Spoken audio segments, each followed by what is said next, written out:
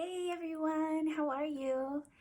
I was asked about breathing and what is the proper way of doing the belly breathing, like in yoga, that we talk about. So I was going to share with you some breathing techniques and explain the reasons why you might want to use that breathing technique and maybe a broader understanding of the breath and why it's so important and how it is so helpful in your yoga practice and in your life, especially for your mind. Okay, so your breath represents your state of mind. So it's one thing that you can always observe within yourself when your breath gets really shallow.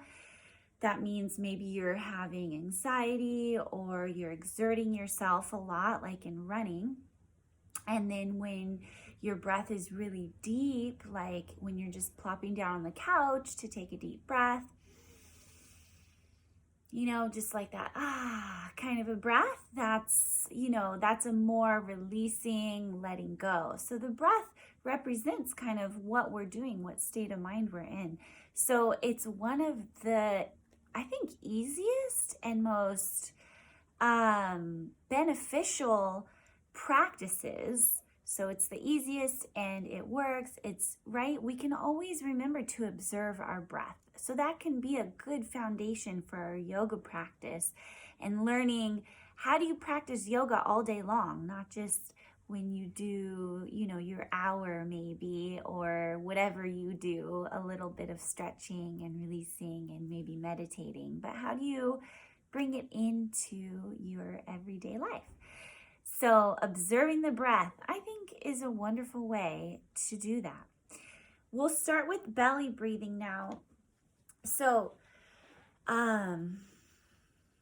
I know this is new for a lot of us. I wish we were all taught this in school. You can put your hands on your belly now if you'd like. So we're going to do belly breathing. You don't have to have your hands on your belly, but sometimes it's nice to just, connect. Especially this breathing exercise is good for when you are feeling maybe angry, emotional, kind of the lower states of consciousness, which is sadness, grief, especially anxiety and fear. Fear causes anxiety. And so this is the antidote. Let me adjust this. So the antidote to those unwanted emotions that we all get is the breath. See how I breathe? I just am naturally a big breather, and because today is actually a healing day for me. I've been surfing big waves and I really wore myself out. So this is the second day I'm really just recovering and tuning into my breath and tuning into my body. And that's what yoga is all about, is tuning into yourself, tuning into your higher self, the self that is transcendent, which means is not of the mind or of the body. So there's an emptiness or a fullness. There's the source of life. This is energy, space, or God. Oh my goodness, I'm so sorry. I have this new light thing I bought that was expensive, and look at it now. It's not even working. Or maybe I just don't know how to work it right. Uh-oh. Shoot. Okay, so I'm going to keep going with my video because we're getting into the breath. Oh. And I was having fun teaching. Okay. So I think it'll hold now. Apologize. Okay. So I hope you guys are all doing good. I know this is challenging times. We all need good practices to keep our mind sane and happy.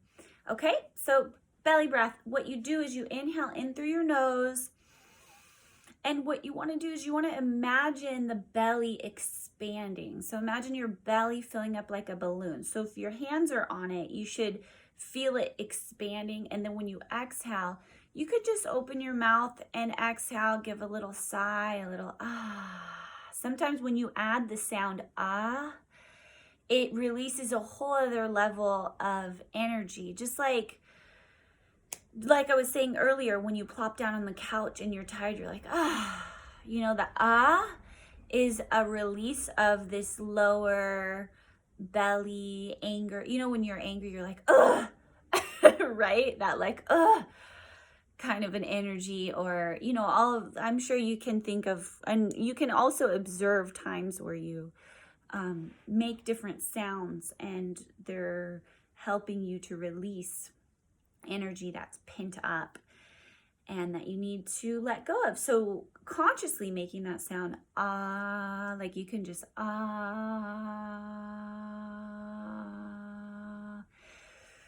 Do it with me. Take another deep breath and you go ah.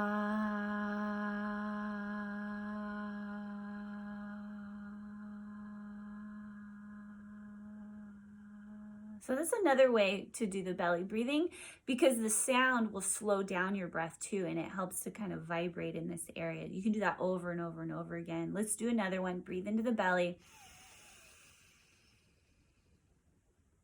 And then you can go ah.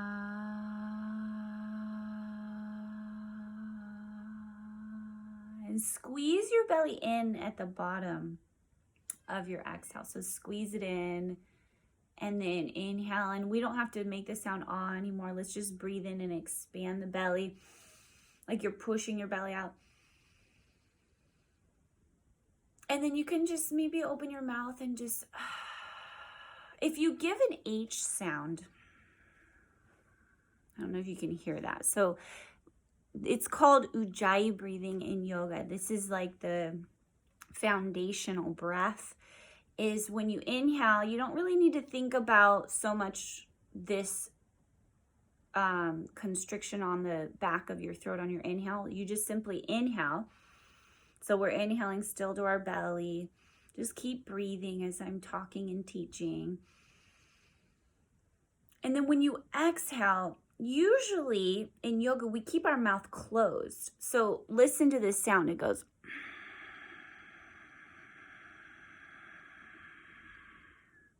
Hopefully you can hear that. So if my mouth is open, breathe with me. Then I open my mouth, it sounds like ah.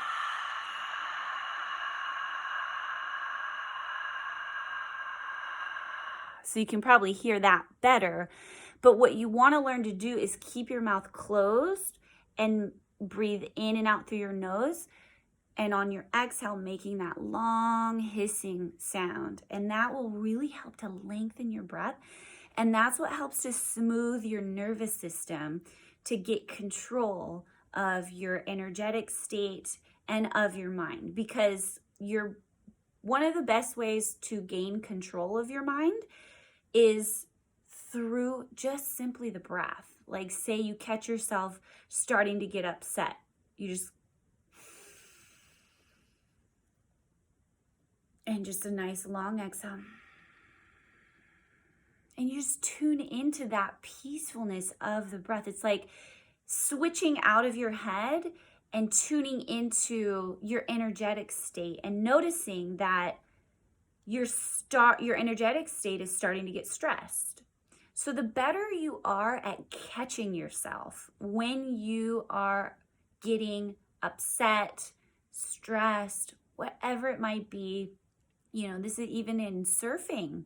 I do this in any situation. You know, we love to be challenged. I love to be challenged. It's so fun. Being challenged is fun. That's why I like to ride big waves. It's a challenge and, you know, it can be scary. So, you know, and intimidating. There's lots of really good surfers around. So I have to calm myself down in order to put myself in these extreme situations where I can calmly catch a huge body of water that could really hold me under for a really long period of time. And even when I get held under for a long period of time, you know what? The best thing to do is to relax and you can't breathe underwater. So hold your breath and just stay calm and tell yourself you're going to come up, because you are going to come up. And I don't ride waves that are so big that, I'm going to get caught under a rock or, it's going to hold me that long. It definitely can get challenging. But it's just like in life, right? Doesn't it feel like sometimes we're getting maybe held under, or maybe, somebody is telling us something and it doesn't feel good, and we feel like maybe we're being attacked, or there's just a big energy coming your way, no matter what it is, whether it's your parents or your friends or a wave surfing or whatever it might be. Energy is in everything and everyone. The whole world is made of energy. So there's waves moving all throughout the universe through you. So there's waves. You're a wave of energy. So when you learn to connect with your breath, you're learning to connect with those waves of energy within you, and you're learning to control them. And when you learn to control the waves of energy, that will reflect in your state of mind. You're going to be a naturally more calm and peaceful person. So this is just basic yoga. This is just basic understanding of energy, of the breath, and that breathing, that belly balloon. You imagine you're breathing and a balloon is inflating in your belly, and you push your belly out, and when you exhale, you squeeze your belly in, because you want to imagine like you're wringing out all the negative energy that you might have in your belly. So when you start to get like mad, if you're at a friend or your parents are just, frustrated, we get misunderstood, or sometimes our own minds, they just get out of sync with your naturally peaceful self, because you are a naturally peaceful being. Everybody is. And that's why I love to teach kids, because if kids all understood this at a young age, you would grow up to be a very different and mindful, conscious, and much happier adult. And sometimes adults can really be so unhappy, and it can be really hard for kids to have to be around such, unhappiness sometimes. And it's because a lot of parents and a lot of, older people, we didn't have these kinds of tools. This is very new. I'm one of the first yoga and mindfulness and meditation teachers specifically for kids. This is very, very important. And I know you guys are so smart. That's why I do this. I can teach adults, and I've taught, many adults, and even in corporations, and, I can really share this with anybody. But I believe that all of you kids out there, are the ones that are really going to make a big difference in the world. And I see you. I see the spirit in you. I see you for who you really are. And I'm here to reflect to you that love and peace, and teach you these tools so that you can gain control over your mind and over your emotions too, because your emotions are just a reflection of what you're thinking. Did you know that? When you think a thought, if you think like, oh, so-and-so is being so mean today, or, they said something and it was mean, doesn't that start to make you feel sad? Was it because so-and-so did it, or was it because of your brain? Your brain's interpretation of the situation. So your friend could have said something mean, but you could also think, wow, that's really sad. I wonder why they would act that way. They must be having a hard day. I hope they're okay. And gosh, that was really mean, but I don't think that really reflects who I am. And you can kind of just let it roll off your back, just like water off a duck's back. Just roll it right off, and you take a deep breath It might kind of like hurt for a moment and you're like, okay, let's go play. Let's go do something else now. And I hope they feel better. And maybe next time you see them, just give them a little bit of a smile. You don't have to ever take anything anybody tells you personally, especially when it's mean and when its intention is to hurt you. We can really learn to be so strong that nothing can touch us. And we're always going to be challenged. I'm always challenged too. I get sad sometimes and I get mad sometimes. Probably a little bit, every day. We have these ups and downs, so that's a normal part of life. But the difference is learning how to be objective and how to think more positively, because our own thoughts. So if we think more like, the latter of what I explained, if somebody was saying something mean about you, then you're not going to feel as bad. But if you take it personally and you think, oh, what am I, that kind of a person? Am I, stupid or whatever they might have said? And then you kind of feel down and then your energy gets down and then it's like, oh, and you allow yourself to believe it. You don't have to believe it. You don't have to believe anybody, nobody. You don't even want to really develop too many beliefs, because all a belief is a thought. And either a thought is helping you or it's hurting you. So you want to be mindful if a thought is helping or is it hurting you. And if it's hurting you, whose responsibility is it to change the thought inside your brain? Whose responsibility is it? It's yours. And you can do it. You can think whatever you want to think. And you can feel how you want to feel. And the breath is the first tool, the foundation of wellness, of happiness, of controlling yourself and staying present. And then if you want, put your hand up here on your heart. Another one is to breathe up into your heart center. So go ahead, hands to your heart. Take a big breath to your heart center. Let's inhale. And you want to breathe as big as you can. See how my chest is puffing up? And then when you exhale, you can just slowly keep your mouth closed and make that hissing sound. You go.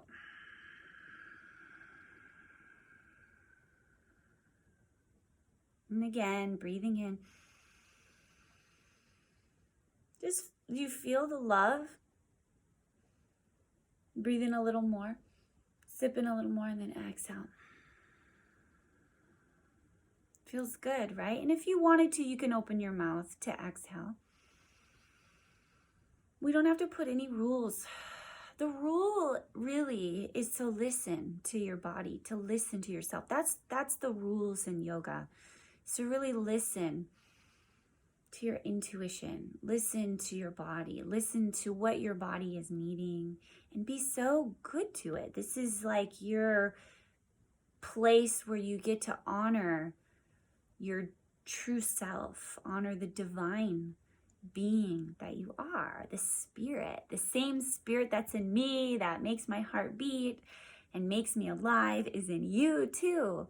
And so we're honoring not you or me, the physical form, not the body and not the thoughts, but we're honoring that spiritual self. See how that understanding kind of has a little more context now. The awareness or the energy is another word for that. So the energy or the light, sometimes we like to say the light that we are, the light, the energy, the spirit, all kind of referring to this same essence. And so you want to allow yourself to feel that essence. And when you're connected to it, when you feel good. So the teacher is the good feeling. The teacher is the love itself. So if your teacher is full of love, which hopefully I'm sending you lots of love, but really any teacher, the teacher within you, the teacher in your parents, the teacher in your friends, remember the teacher is love and care and awareness. So love is all that matters. Okay, so anytime you feel like, gosh, things aren't going the way I wanted them to go, just remember they don't have to go the way you want them to go. What you want to learn is how to be in love no matter what is happening, whether you're getting what you want or you're not. Can you still be yourself? Can you still be the love, the peace that you are? Okay, so you guys know the Chi Mudra. Let's end with just a little short meditation. And I hope this was fun for you. I love sharing with you. And thank you so much to the little boy who asked the question about belly breathing. That makes me so happy. I'm, so inspired, and I even get tears to my eyes. It makes me so happy. See, so feelings are good things, and we want to feel. That's what's so beautiful about being a human. And